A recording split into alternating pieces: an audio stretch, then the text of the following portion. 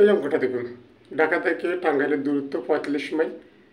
করিম ঘন্টায় ৩ মাইল বেগে হাঁটে এবং রহিম ঘন্টায় ৪ মাইল বেগে হাঁটে। করিম ঢাকা থেকে রওনা হওয়ার ১ ঘন্টা পর রহিম টাঙ্গাইল থেকে ঢাকা রওনা হয়েছে। রহিম কত মাইল হাঁটার পর করিমের সাথে দেখা হবে? এই অঙ্কটা আনাত বিশেষ পরীক্ষা এসেছে। বাংলাদেশ ব্যুরো পরিসংখ্যান অ্যাসিস্ট্যান্ট অফিসে সহায়ক হিসেবে আসছে ২০১৪ সালে। Karnaphuli gas transmission company technician এসেছে ২০২৪ সালে। তাহলে দেখেন এই অঙ্কটা কতটা গুরুত্বপূর্ণ। এই অঙ্কটা দেখলে আমাদের খুব ভয় লাগে, মানে এই অঙ্কটা কীভাবে সমাধান, অনেক বড় একটা অঙ্ক। আমরা এই অঙ্কটা খুব ইজিলি আমরা সমাধান করতে পারবো ছোট্ট একটি টেকনিকের মাধ্যমে। প্রথম আপনাকে খেয়াল রাখতে হবে,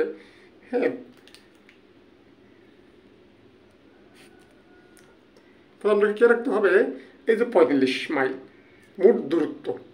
আমি যে মোট দূরত্ব লিখবো ৪৫ লিখব, দেখুন বিয়োগ।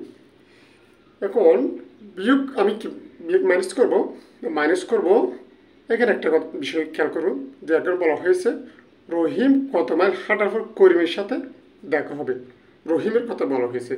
এখন রহিম করিমের কয় ঘন্টা পর বের হয়েছে এখানে বলা আছে। দেখুন করিম ঢাকা থেকে রওনা হওয়ার ১ ঘন্টা পর রহিম রওনা দিয়েছে।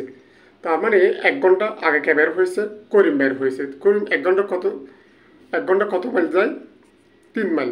তার মানে ৩ মাইল মাইনাস দেবে, বা দুজনের মোট গতিবেগ। আবার বলতেছি, ভাগ দুজনের মোট ঘন্টার গতিবেগ।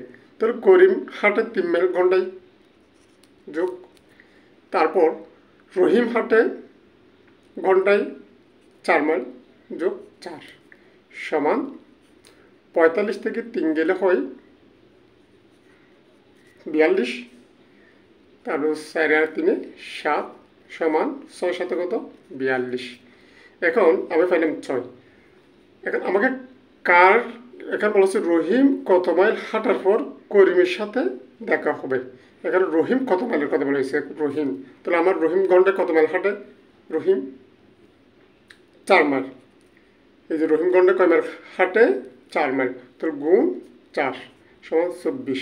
৪ কত? ২৪। এই যে ২৪ সঠিক উত্তর।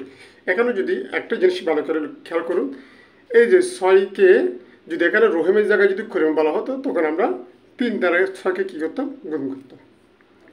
২ নম্বর অঙ্কের সেম, এটা এসেছে প্রাথমিক বিদ্যালয় সহকারী শিক্ষক নিয়োগ পরীক্ষা ২০১৮ সালে।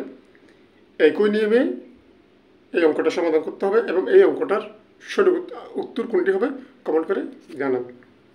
ধন্যবাদ। আসসালামু আলাইকুম।